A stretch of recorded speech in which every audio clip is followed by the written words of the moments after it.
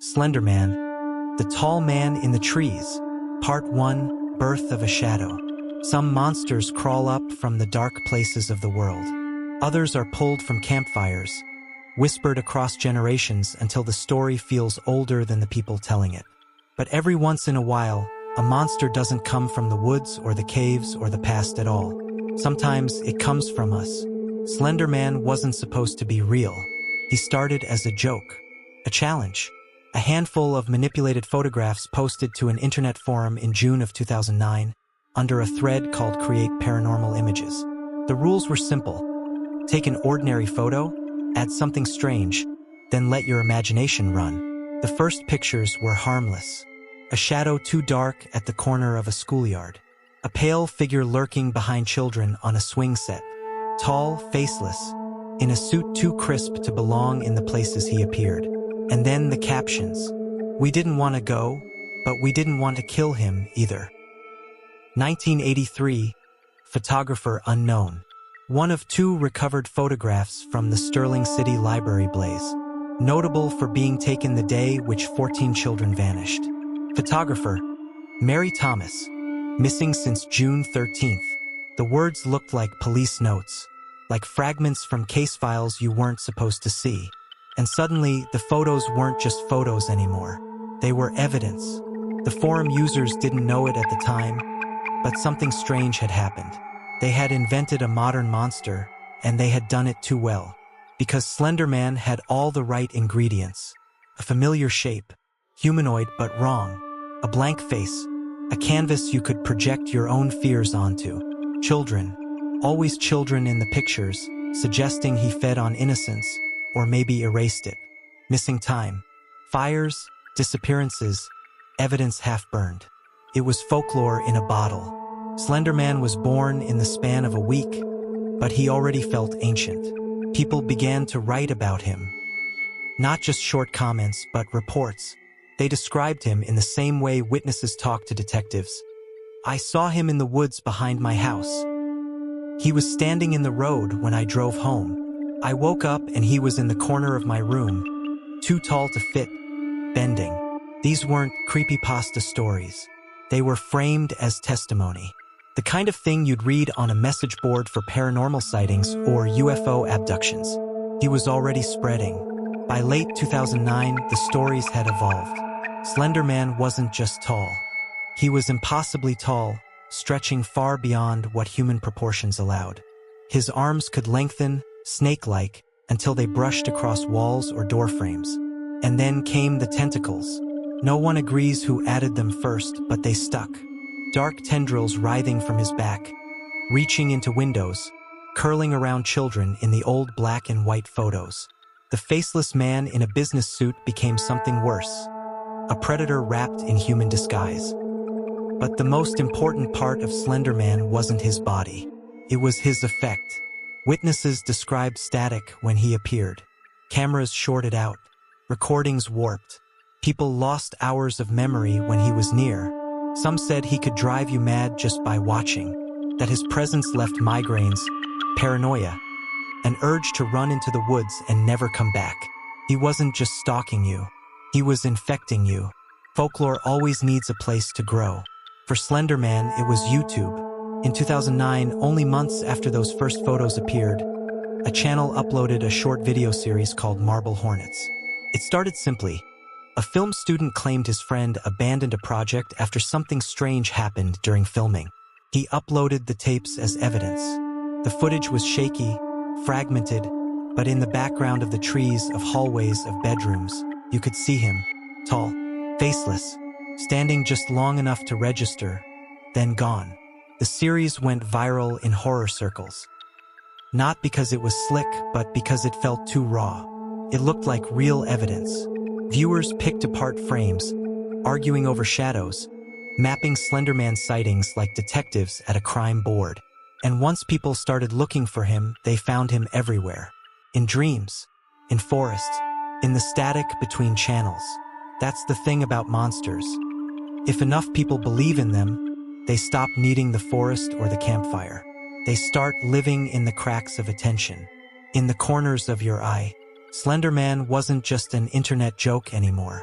He was a story, and stories are hungry. Part 2, The Watcher in the Woods. Legends don't stay on the page. Once people begin repeating them, they spill out into the world. Slenderman spread like a sickness. By 2010, he was already leaving fingerprints across the internet. Message boards filled with encounters, shaky photos, and journal entries from kids who swore they had seen him. The stories always sounded the same. He was standing in the tree line, watching my school. I saw him in the reflection of my bedroom window. I blacked out after he appeared, and when I woke up, my clock was 3 hours ahead. Most could have been jokes, copycats, teenagers role-playing. But what made it worse, the details lined up. Different voices describing the same figure. Tall, faceless, motionless, standing too long in places he didn't belong. And the static. Always the static. Phones glitching out, cameras stuttering, radios cutting into dead air just before his arrival. It was the kind of consistency you don't expect from a meme. It sounded more like a pattern. YouTube became his hunting ground. Not just marble hornets. Dozens of imitation series began popping up. RGs, found footage, shaky cam horror, all claiming to document Slenderman. But buried in the fiction were the clips that made people uneasy. A boy filming a camping trip with friends. His laughter cut short when the trees at the edge of the clearing bent slightly, as if something tall had brushed against them. A pale sliver appeared between trunks. The video ended abruptly, no credits, no uploads afterward. A suburban backyard video. A girl testing out her family's camcorder. In the final second of the clip, before the tape jammed, something thin and white stood in the background, arm reaching farther than it should. The accounts usually vanished after a single post. Sometimes deleted, sometimes abandoned, sometimes locked behind "this video is private" walls. And that made them worse, because unfinished stories feel truer than complete ones. But Slenderman didn't just live online. He started showing up in journals. Kids wrote about him in their school notebooks. Doodles of tall stick figures with too many arms filled margins beside math problems. Teachers reported students whispering about a man in the woods who waited outside playground fences. Some kids said he talked to them, not out loud but in dreams, in whispers that slid into their heads when they tried to sleep. Promises, threats, commands. Parents brushed it off as overexposure to scary stories. But for some, the nightmares became daily. They started sleepwalking, waking in the yard or the forest edge with no memory of how they got there. The obsession deepened in forums. A phrase appeared, proxy. According to legend, Slenderman didn't just stalk. He recruited. He hollowed people out until they followed him, carried out his work, became his eyes and hands. Some users claimed they were proxies. They wrote in cryptic tones, as if passing messages on behalf of something else. They threatened other posters, warned them to stop digging. Whether it was roleplay or delusion didn't matter. The effect was the same: paranoia, distrust, the sense that maybe someone in the thread wasn't playing anymore. The most unsettling reports came from kids who weren't supposed to know who Slenderman was at all. 8-year-olds describing him without ever seeing the memes. The tall man with no face. The man who watches me from the trees. The man who makes me go quiet. Parents swore their children didn't have internet access. Teachers swore they never mentioned the name. But the drawings kept appearing. One story in particular spread like wildfire. A family in Alabama claimed their daughter, 9 years old, began waking at night, screaming about the tall man. When they asked what he looked like, she said, "He doesn't have a face, but he smiles anyway." The family checked her room. Closet empty, windows locked, no footprints in the yard. But the next morning, they found her journal open on the floor. Inside were words written over and over again in a hand too small to stay inside the lines. He told me to go with him. The family moved 2 months later. The house sat empty for years. By 2012, Slenderman wasn't just an urban legend anymore. He was a movement. Video series, games, Slender, the 8 pages, cosplay, fan art. All of it amplified the myth. The more people fed him attention, the more sightings seemed to occur. The line between made-up character and something people were actually afraid of blurred. And here's the thing about fear. It doesn't care where it comes from. The brain doesn't always need evidence, just suggestion. So if enough people looked for Slenderman in the woods, eventually someone was going to believe they'd found him. And then people did. Reports trickled in. A jogger in Wisconsin swore he saw a man too tall to be human standing at the tree line at dusk. A hunter in Canada claimed he found claw-like impressions on tree trunks 40 feet off the ground. In Florida, 2 teenagers posted a panicked video from their backyard, swearing something faceless had been following them for days. The camera cut to static before it ended. Neither uploaded again. Were they fake? Probably. Almost certainly. But the fear in their voices felt harder to fake. Folklore isn't about truth. It's about belief. And by 2013, belief in Slenderman was stronger than ever. He was no longer just a character from a forum. He was whispered about like Bloody Mary, Candyman, or the Hookman. A dare. A ritual. A story kids told each other to see who flinched. But this story had a darker edge. Because for some, it wasn't just a story. It was a command. Part 3, When the Story Bled. Stories spread like shadows. They slip across walls, cling to the backs of your eyelids, slip under doors you swore you locked. For most people, Slenderman was just another shadow. A thrill. A campfire tale for the digital age. But in 2014, the story bled. And when it did, people bled with it. The whisper game. Slenderman had become more than an internet oddity. By 2013, he was folklore. Kids dared each other to summon him the way their parents had whispered about Bloody Mary in bathroom mirrors. Only this time, it wasn't candles and mirrors. It was forests. The dare was always the same. Go into the woods. Walk until you can't hear the road. Call his name. Wait, sometimes kids claimed to hear static in the trees. Sometimes they claimed they blacked out and lost time.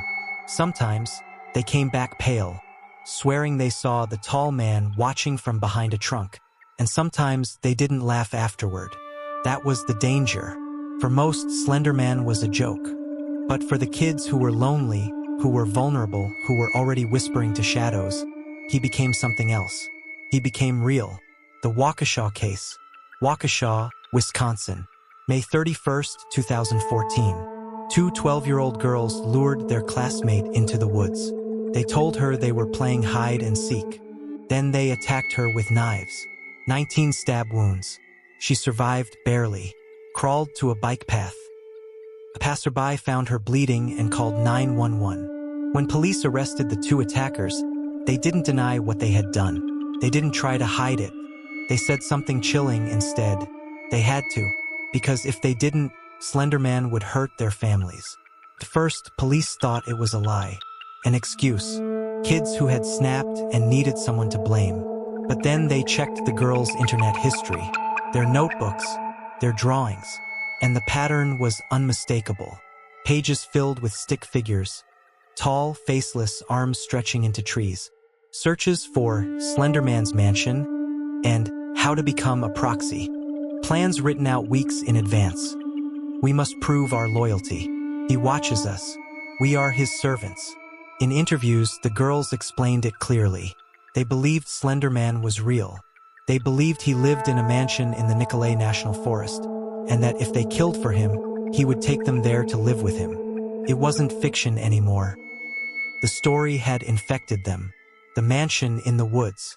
The mansion wasn't part of the original myth. It wasn't in the something awful posts or even in marble hornets. It was an invention, a child's way of giving the faceless man a home. But the belief gave it power. The girls claimed they'd seen him, that he visited them in dreams, that he whispered commands no one else could hear. One of them later said, "I didn't want to do it, but I had to. He would kill my family otherwise." The psychologists called it a shared delusion. Folie à deux. 2 people feeding each other's belief until it became a cage neither could escape. But online, people whispered something different. If Slenderman was just a story, why did 2 kids believe enough to kill for him? If he was just fiction, how had the story slipped into their veins so deep that they shed real blood in his name? The trial. The case dragged for years. Both girls were tried as adults at first. The courts had to decide. Were they murderers, or were they children infected by a story too big for them to hold? Experts testified about internet folklore, about creepypasta, about how easily children blur fantasy and reality when the story is repeated enough times. Both girls were eventually found not guilty by reason of insanity. One was sentenced to 25 years in a mental health facility. The other, 40 years. But the damage was done. Slenderman wasn't just a meme anymore. He wasn't just a spooky figure in photos. He was a headline, a courtroom exhibit, a motive carved into flesh. The world had to admit something horrifying. A story had crossed the line. The spread. The stabbing should have killed the myth. Parents tried to ban it. Schools blocked creepypasta websites. Media outlets condemned Slenderman, calling him a dangerous internet hoax. But like any good monster, he thrived in the shadows. The trial gave him more attention than ever. Millions of people who had never heard the name Slenderman before now knew exactly who he was. They Googled, they searched, they saw the photos, they watched marble hornets, and the cycle fed him again. Reports of sightings spiked after 2014. A teenager in Ohio claimed Slenderman had stood outside her window for 3 nights straight. A man in California swore he saw something tall and pale on a highway median at 2 a.m., only for it to vanish when headlights swept past. Parents in Florida said their daughter had carved. He is coming into her desk at school after weeks of nightmares. Were they hoaxes? Copycats? Paranoia? Maybe.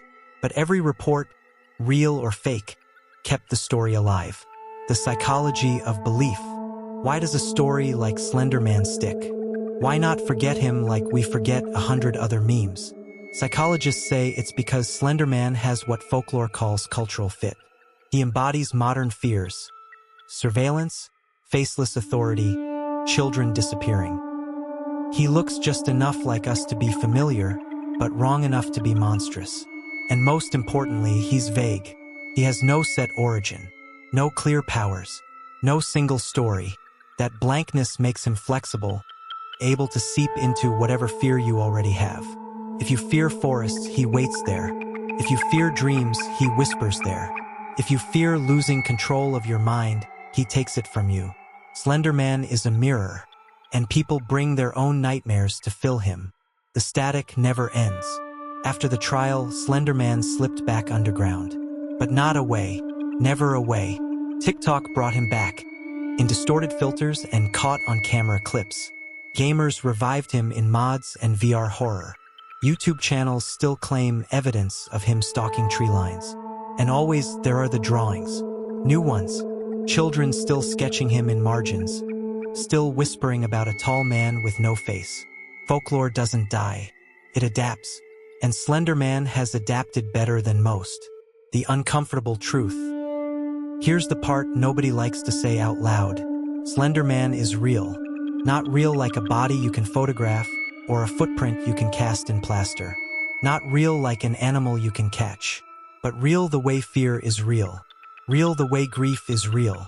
Real the way belief bends behavior until it cuts. He's real enough to make kids kill. Real enough to make parents move. Real enough that you thought of him the last time you saw a patch of woods at night and felt like you were being watched. And if that's not real, what is? Conclusion. Slenderman began as a photo editing contest on a forgotten forum. In less than a decade, he had moved into our forests, our bedrooms, our courts. From fiction to fear. From fear to belief. From belief to blood. He doesn't need to exist in the world the way we expect monsters to. He exists in the space between story and reality, in the shadows belief creates. And once you believe, once you even let the idea take root, he has you. So if you find yourself staring too long at a tree line tonight, if you swear something tall is waiting between the trunks, don't look too long, because Slenderman doesn't need your eyes. He just needs your belief.